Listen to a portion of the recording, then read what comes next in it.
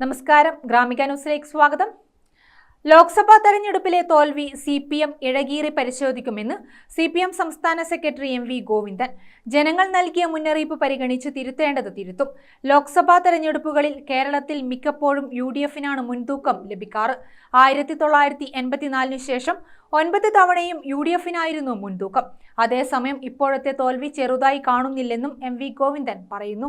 ദേശാഭിമാനി ദിനപത്രത്തിൽ എഴുതിയ ദീർഘലേഖനത്തിലാണ് MV ഗോവിന്ദൻ കാര്യകാരണങ്ങൾ വിശദീകരിക്കുന്നത്. BJPയുടെ വിജയം ആവർത്തിക്കാതിരിക്കാനുള്ള രാഷ്ട്രീയ സാഹചര്യം LDF ഒരുക്കുമെന്ന് MV ഗോവിന്ദൻ ലേഖനത്തിൽ പറയുന്നു. തെരഞ്ഞെടുപ്പിൽ കേവല ഭൂരിപക്ഷം നേടാൻ NDAക്ക് കഴിഞ്ഞെങ്കിലും ആ വിജയത്തിന് തിളക്കമില്ലെന്നു മാത്രമല്ല, പരാജയപ്പെട്ടവരുടെ ഗണത്തിലാണ് ഈ വിജയം കണക്കാക്കപ്പെടുന്നത്. ഭൂരിപക്ഷം നേടാനായില്ലെങ്കിലും ഇന്ത്യ കൂട്ടായ്മയാണ് വൻ വിജയം നേടിയതെന്ന് പൊതുവെ വിലയിരുത്തപ്പെടുന്നു.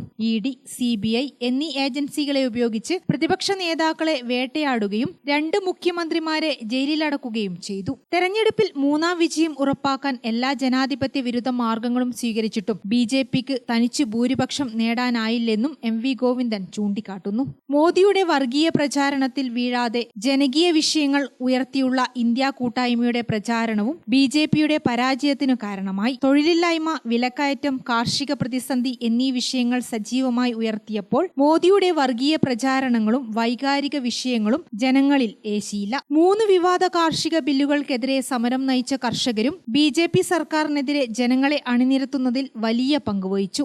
രാജസ്ഥാൻ, ഹരിയാന, പഞ്ചാബ്, പശ്ചിമ UP എന്നിവിടങ്ങളിൽ BJPക്ക് അടിതെറ്റിയത് കർഷകരോഷത്തിന്റെ ഫലമാണ്. രാജസ്ഥാനിൽ നിന്ന് കർഷക നേതാവും CPM കേന്ദ്ര കമ്മിറ്റി അംഗവുമായ അമ്രാറാം വിജയിച്ചത് ഇതിന്റെ പ്രതിഫലനമാണ്. 1/4 നൂറ്റാണ്ടിനു ശേഷം ആദ്യമായാണ് CPMന് ഹിന്ദി ഭാഷ സംസ്ഥാനത്ത് നിന്ന് ഒരു ലോക്സഭാംഗമുണ്ടാകുന്നത്. ഇടതുപക്ഷം ഇക്കുറി സീറ്റ് ഇരട്ടിയോളം വർദ്ധിപ്പിക്കുകയും ചെയ്തു. ഈ തെരഞ്ഞെടുപ്പിന്റെ മറ്റൊരു പ്രത്യേകത ഫെഡറൽ സംവിധാനം ശക്തിപ്പെടുത്താൻ സഹായിക്കുന്ന ജനവിധിയാണ് ഉണ്ടായതെന്നാണ്. കേന്ദ്രത്തിൽ മോദിയുടെയും BJPയുടെയും തകർച്ച ആവേശകരമാണെങ്കിലും കേരളത്തിൽ പ്രതീക്ഷയ്ക്കൊത്ത് ഉയരാൻ ഇടതുപക്ഷത്തിന് കഴിഞ്ഞില്ല. ഇടതുപക്ഷം ഒരു സീറ്റിൽ മാത്രം ഒതുങ്ങിയതും BJPക്ക് ഒരു സീറ്റ് ലഭിച്ചതും ഗൗരവമേറിയ വിഷയം തന്നെയാണ്. ജനാധിപത്യത്തിൽ ജനങ്ങളാണ് യജമാനന്മാർ. അവർ നൽകുന്ന മുന്നറിയിപ്പ് പരിഗണിച്ച് തിരുത്തേണ്ട കാര്യങ്ങൾ തിരുത്തി മുന്നോട്ടു പോകും.